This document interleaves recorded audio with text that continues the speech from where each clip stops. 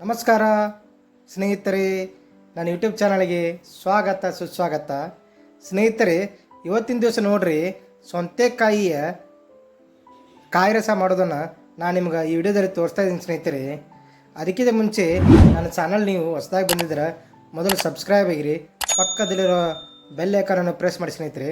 ಬನ್ನಿ ಸ್ನೇಹಿತರೆ, ವಿಡಿಯೋ ನೋಡೋಣ ಅಂತ.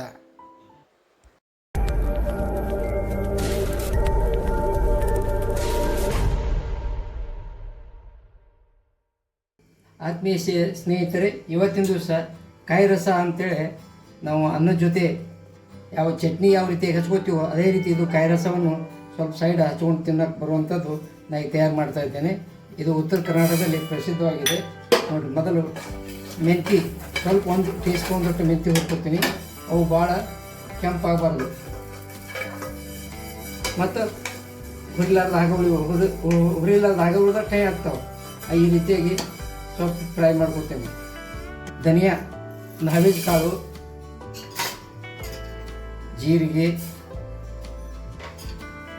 ಇವು ಕೂಡ ಅದೇ ರೀತಿಯಾಗಿ ಸ್ವಲ್ಪ ಕಂಪು ಬರುವ ಹಾಗೆ ಹುರ್ಕೋತೀನಿ.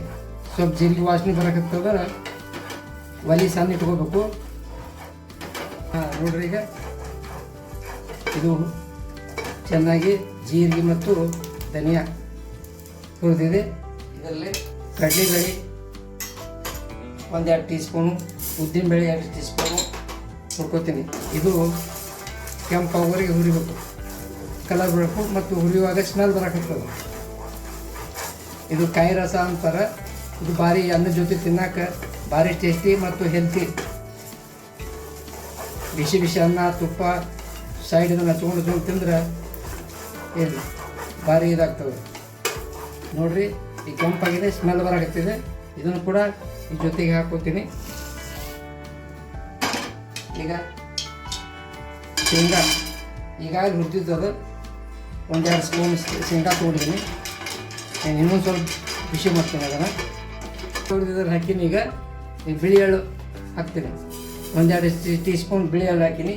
ಇವು ಅದೇ ರೀತಿ ಚಟ್ಪಟ್ ಅಂತ ಹುರಿಬೇಕು. ನೋಡಿರಿ, ಈ ಎಳ್ಳು ಹುರಿತಾ ಇದೆ. ಈಗ ನೋಡಿರಿ, ಈ ರೀತಿಯಾಗಿ ನೋಡಿರಿ ಹುರಿದಿದೆ. ನೋಡಿರಿ, ಚಟ್ಪಟ್ ಅನ್ನಕತ್ತೇವ. ಇವತ್ತೂ ಕೂಡ ಇದರಲ್ಲಿ ಮಿಕ್ಸ್ ಮಾಡ್ತೇನೆ. ಅದೇ ರೀತಿ 1-2 ಮೆಣಸು, 1-2 ಲವಂಗ, ಒಂದು ಸ್ವಲ್ಪ ದಾಲ್ಚಿನ್ನಿ ಚಕ್ಕಿ ಇದನ್ನು ಸ್ವಲ್ಪ ಬಿಸಿ ಮಾಡ್ಕೊತೀನಿ. ಇದನ್ನು ಕೂಡ ಅದರಲ್ಲೇ ಹಾಕ್ತೇನೆ. ನೋಡಿರಿ, ಇವೆಲ್ಲ ಕೂಡಿಸಿ ಇನ್ನೊಮ್ಮೆ ಸಂಪೂರ್ಣ ಮಿಕ್ಸ್ ಮಾಡಿ ನೋಡಿರಿ. ಇದರಲ್ಲಿ ಸ್ವಲ್ಪ ಬ್ಯಾಡಿಗೆ ಮೆಣಸಿಕಾಯಿ, ಕರಿಬೇವು ಬ್ಯಾಡಿಗೆ ಮೆಣಸಿಕಾಯಿ ಕೂಡ ಹಾಕಿದ್ದೀನಿ. ಇವೆಲ್ಲ ಕೂಡಿಸಿ ಇನ್ನೊಂದು ಸಲ ಮಿಕ್ಸ್ ಮಾಡಿ ಫ್ರೈ ಮಾಡ್ತೀನಿ. ನೋಡಿ, ಬಿಡ್ತಾ ಇದ್ದೀನಿ.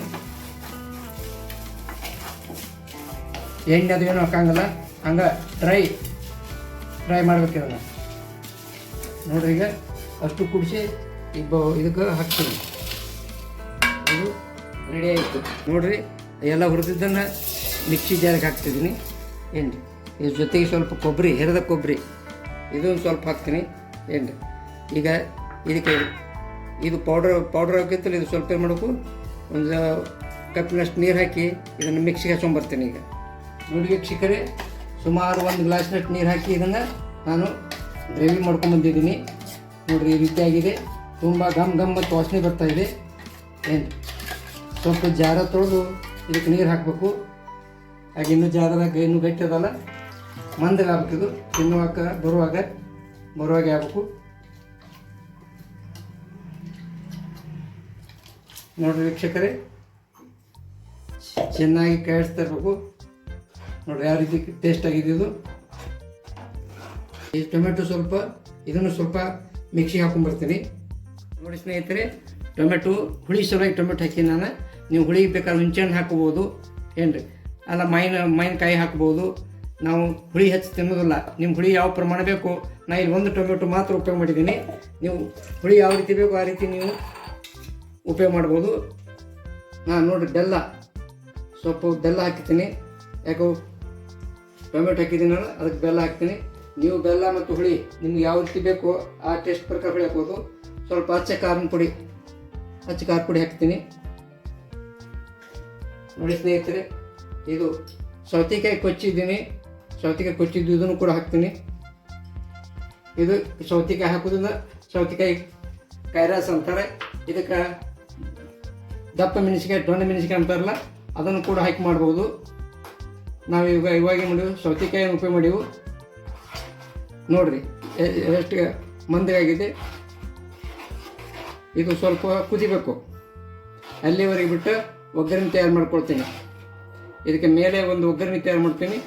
ನೋಡಿ ವೀಕ್ಷಕರೇ, ಬೆಲ್ಲ ಕೊಡಬೇಕು, ಕೊತ್ತಂಬರಿ ಸೊಪ್ಪು ಹಾಕಿರ್ತೀನಿ. ಇವಾಗ ಸ್ವಲ್ಪ ಅರಿಶಿನ ಪುಡಿ,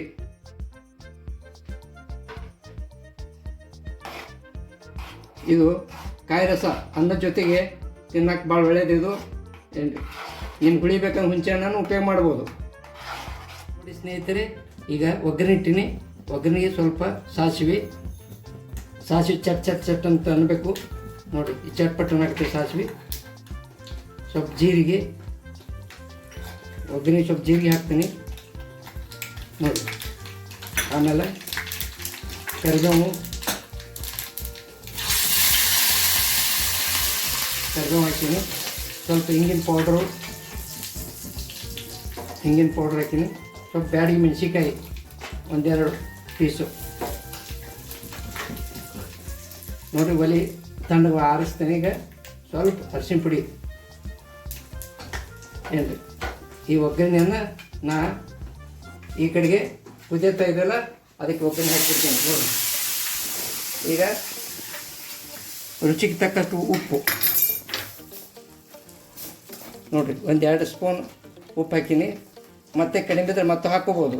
ಈಗ ಕಾಯಿ ರಸ ರೆಡಿ ಆಯಿತು. ನೋಡ್ರಿ ಸ್ನೇಹಿತರೆ, ಸೌತೆಕಾಯಿ ರಸ ತಯಾರಾಗಿದ್ರಿ.